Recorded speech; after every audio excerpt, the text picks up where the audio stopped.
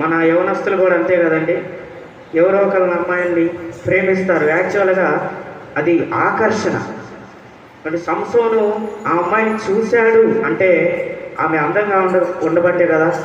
నల్లగా మసిగొప్పలాగా ఉంటే ఎవరైనా చూస్తాడా? చూడరు. అంటే అది ఆకర్షణ. మన యవనస్తులు కూడా తల్లిదండ్రుల దగ్గరకు వచ్చి, అమ్మ ఇదిగో నేను ఈ అమ్మాయిని చూశాను. అరే నేను చూశాను కదా, ఆ అమ్మాయి బాగాలేదు కదా, ఆ అమ్మాయి అంతగా బాగాలేదు కదా అంటే, నా కళ్ళతో చూడు అంటారు.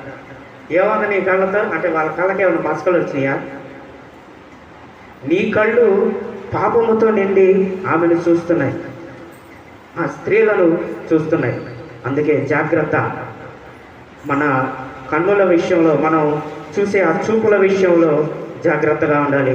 ఇక్కడ 14వ అధ్యాయం 2వ వచనం నుండి మనం చదువుకుంటే, అతడు